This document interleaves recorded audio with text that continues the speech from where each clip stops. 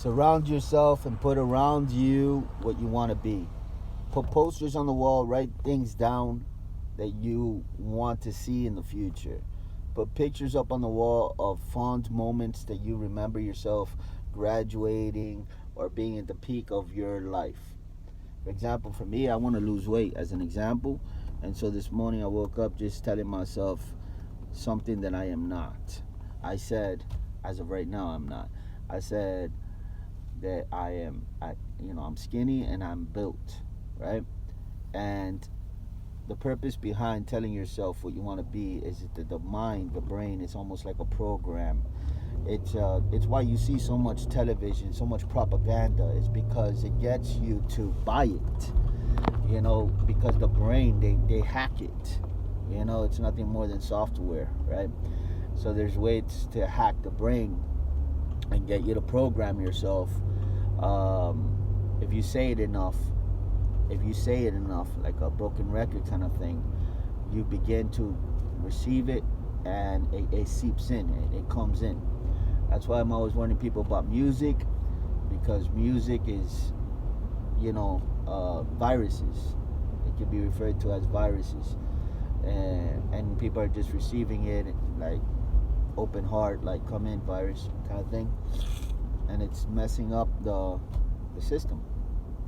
So that, and just things that you watch on television that it's not feeding your brain anything good, right? So if anything, moderate it. If anything, keep a balance. Give yourself a timeline. Understand that this life has a lot to do with self-control, and it has a lot to do with you navigating it.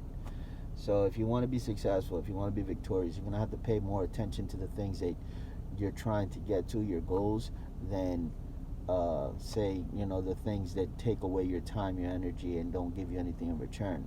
It's really being a good steward, which the Bible talks about. You take something, you multiply it, like the talents. You know what you have to do. The information is there now. The way that you engage in spiritual warfare is to break strongholds, right? Things that you don't want to do that you continue to do is a stronghold, or it could be referred to as a stronghold or a curse, right? So you just break it, and the way you break it is that you focus on it. You say, hey, listen, this has been a thing in my life for a long time. I don't want to do it, but it's always there, present, and you start speaking over it. Remember, your words have power. And so as you speak death over the curse, you start breaking it. You're like, no, I rebuke you, I renounce you, I reject you, you're here as a trespasser, I don't want you in my life. It's almost like a chain that's being pulled in opposite direction, and sooner or later that chain is going to bust. It's going to pop, and you're going to be free, right?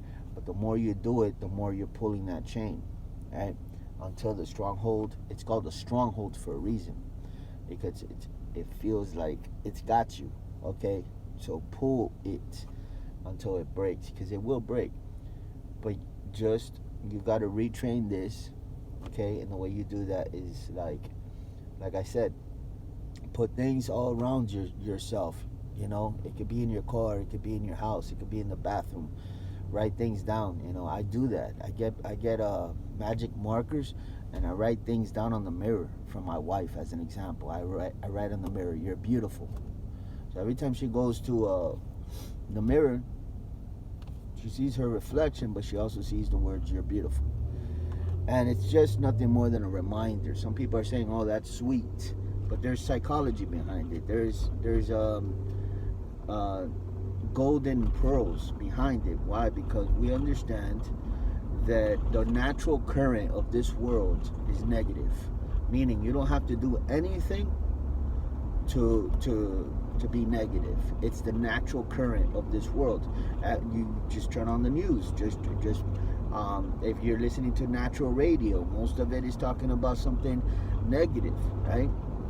That's why people are always saying, man, I wish we were in the 90s again. The 90s, it was like popping and this and that. And I'm one of those people that I agree. The 90s, it was different, man. You had R&B, you had nice music coming out and this and that. Now it's all like, it's, for the most part, it's just a dumpster party, right? It's really garbage. So the point that I'm trying to make is that the natural current of this world, wherever you look, is negative for the most part, right? You have those little positive little areas, but mostly it's negative. So you have to be the the person for your own life, because nobody else you can you give that responsibility to. You have to take on the responsibility of being the person that paddles against the negativity. And you paddle against the negativity by reminding yourself the truth, right? So writing things down on the mirror or on the board, or writing yourself little notes in the car, and just meditating on what you on the thing that you're trying to chase, the thing that you're trying to stay on course for, is nothing more than paddling against the naysayers, the haters, the bad energy, the all that stuff that gets you to want to give up and just be easy and be lazy and just stay content and all that kind of stuff. No, you're in a battle, you're in a war, and these are the ways that you fight back. You can't be passive. If you're passive, you'll be led astray by the current, by itself. You listen. You don't have to be negative to be defeated. Just don't fight, and you'll be led astray. You see that. You see that with so many people. All they have to do is get too comfortable watching TV and on the couch, and they live a defeated life, right? They're sloppy, they're messy, they're not living their best life, the victorious life, and it's all because of one thing. They just decided to be passive. They didn't want to fight. However, okay, for those that care about their life and they want to take it to a place of victory and success, I'm trying to give you the nuggets of how to do it, or at least a couple of nuggets of how to do it. So you tell yourself who you are, not who you are now, but who you are, right? In terms of, like, I made a video once about, if you could think it up, then you can be that. What I mean by that is that the only thing standing in your way, like faith will take you there. The only thing standing in your way is unbelief, right? So all you have to do is meditate on the fact that you are that already. Okay? You are that already. You're on the way to getting there, right? But you're much more likely to become it when you're thinking about it 24/7. I am that already. I am that already. I am that already. And then you are.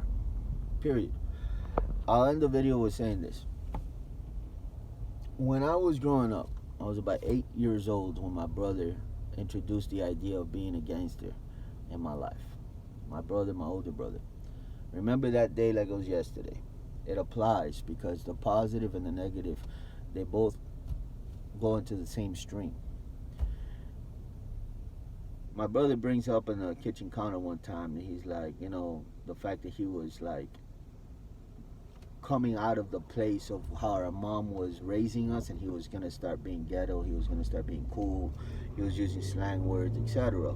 I remember that talk. He was teaching me how to, I was young, I was 8 years old, and he was like, listen, he was teaching me the slang words that I had never heard before. I hadn't been introduced to that terminology as of yet. So he was teaching me, and I remember that mentality that I took on that day. I received it into my mind the same way I'm telling you to receive this, the clarity, the positivity, to receive that. So I received that day, and I started to meditate on it day and night. Meditate on it day and night. It became a mission for me. It became a goal for me to be ghetto and against it, because I looked up to my brother, and he was my role model, and this is the voyage we were going on, and we were going to become it. We're going to become a gangster. We weren't that. We were raised good boys, right? We were lower middle class, so we were not raised in the ghetto or nothing like that. So this was a mentality that was introduced to me and now I had to become it. So I wasn't violent, but I had to learn. I wasn't a person that would cuss a lot, but I had to learn. I wasn't a person that was just a bad guy overall. I was a good kid. I was giving, charitable, loving, nurturing, and I had to stop all that because the gangster life is the opposite of all that. So this is the problem with not having a father figure in the house. The kids are looking for identity, and the streets or the television is giving them identity, and that's the problem. Back then it was MTV and stuff like that my brother was watching, and this and that, and little by little you met some little friends in the neighborhood, and then that's it, history. So he took me along for the ride, and before we know it, we were smoking weed, popping pills, drinking quarts, and cussing and this and that. Now, we didn't really have to do much to become a gangster, and I'll tell you why. Something called demons. Demons don't care if you're a nerd. Demons don't care if you're blonde hair, blue-eyed, suburb, tie going to the neck type of kid. It doesn't matter. A demon says, oh, look. You know what they see when they see that? They see a guy who's going to do life in prison, tatted up all over his face, his arms. He's like, oh, I'm going to get this kid to do everything under the sun. That's what the demon's mentality is. Often they do get that if they don't find God. So yeah, exactly. So I'm start smoking and drinking, and guess what comes in? The open doors, open the doors to demons coming in. So now all of a sudden, I have help, I have assistance, I have support. So now it's like this identity that I was trying to capture. The demons are saying, we'll take it from here. They ushered me to the back of the room, so to speak, saying, we're going to take over this house. You don't have to worry. And they started to live my life for me because I didn't know any better. So then I was stealing everywhere I would go. Didn't matter where I went, I would steal, right? But it was a demon that was obsessed with stealing, right?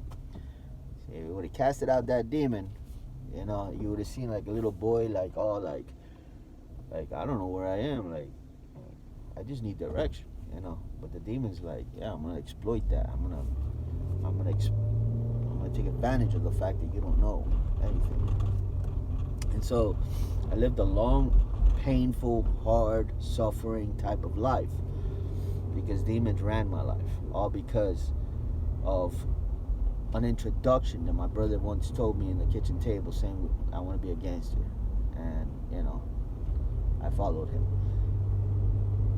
It started there, and then I've been shot, pistol whipped, countless times jumped and rushed, and all kinds of hit by cars, ran away from the police, high-speed chases, helicopters. I have a story to tell of where that road took me, in regards to like just a single introduction in my mind. So if you could do that with the negative, most definitely can you do that with the positive. You can take a good thought, you can turn it into where angels help you to get to your goal. You know what I mean? Instead of demons, angels will help you to get to your goal, right? So that's the name of the game, is to become useful and purposeful and something that you like, you desire, and your conscience is not condemning you. You don't feel guilt, shame, and condemnation. You're not going to hell. You're saved. You're redeemed, sanctified, filled with the Holy Spirit, doing good stuff. You love yourself. You love the person you've become. That's the life that you want to get to. So again, it starts petty. It's a petty little start, but it's how you start, and you introduce the thought of what you want to be. At that particular point in time, I want to be a gangster. I repent, from ever wanting to be that. I didn't know anybody, but again, now I have all this wisdom to share with people. So God turned it around for the good. But now, what am I saying? I want to be skinny. I want to be built. That's my goal, and I want to heighten my relationship with the Lord tenfold, hundredfold. I want to go deeper with Him. I want to know Him more. I want to explore more things that I don't know. I want to know. And you know, you go on with that. You introduce the idea in your mind. You grab onto it. You meditate on it. You write it down. You put it everywhere. Because when I wanted to be a gangster, guess what? I bought the things that a gangster wears: bandanas. I got posters of Tupac and put them up on the wall. I started, you know, dressing my life, like dressing myself as well, dressing my life everywhere I would go with the music, with the things that went with that thing that I wanted to become. It's the same thing with the positive. You want to be a millionaire, start putting up um, posters that you are. You know, right? Literally, like, I'm a millionaire. You know, put it up on the wall, and it's a good start, man. It's a good start. It's a good start.